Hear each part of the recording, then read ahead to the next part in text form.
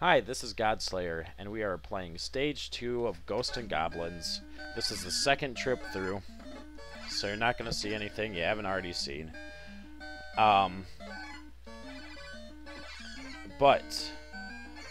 I'm going to give it my best shot.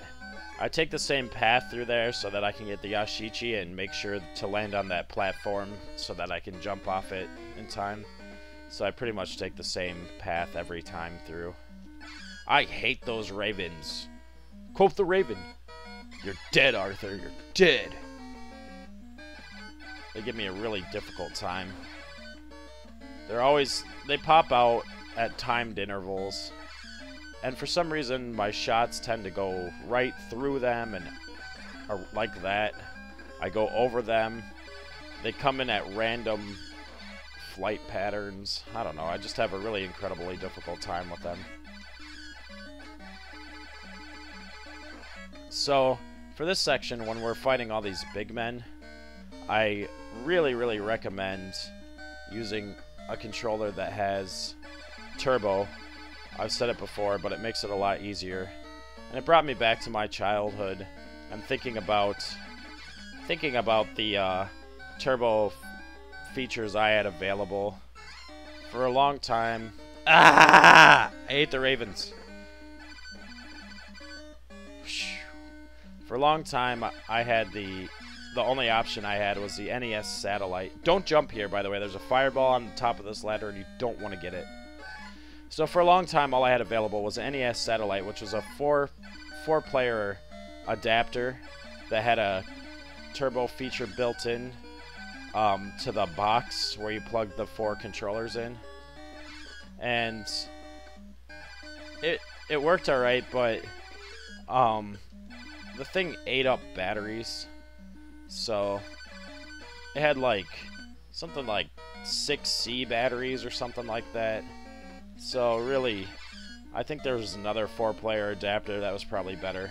And if you just wanted to use it for turbo, which many times that was the case for me, that's not where you want to go.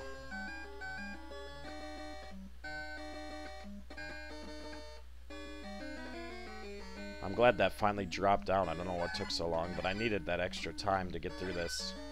So all that waiting for that extra time, and I just fall off the edge. So another turbo controller I had later, I had the NES Max. If you played with the NES Max, some people love it. I don't. I don't like it because it's got a sliding thumb pad for the D-pad, which was pretty unique at the time. Like seemingly you could go in any direction with it, but the reality was there's only 4 directions that Nintendo recognizes: up, down, left, and right, and then a combination of the two buttons, like up, left, up, right. So you didn't really need to have this sliding pad because there was nothing to pinpoint.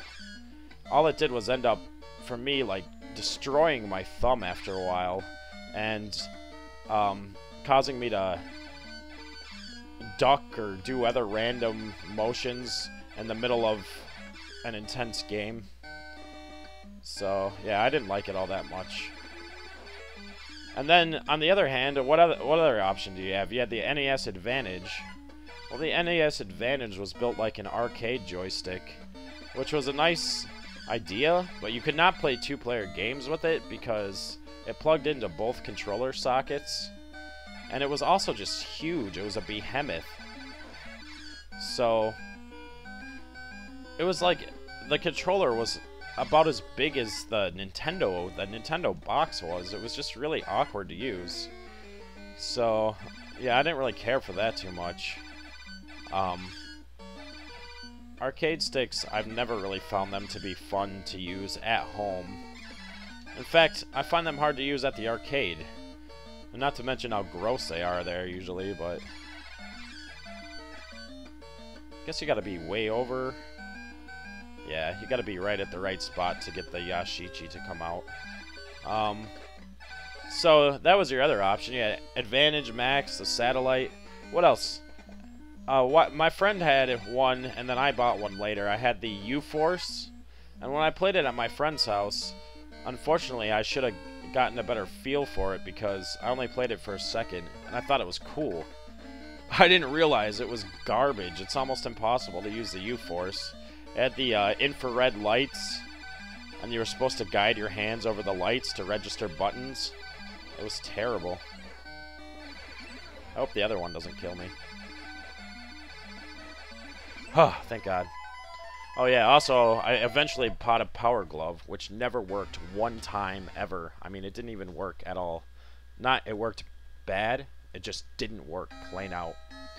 Alright, anyway, so that was stage 2 of the round 2, and once again, we made it to the caverns, so I will save my game, and I'll continue with this walkthrough next time. See you later, this is Godslayer, bye-bye.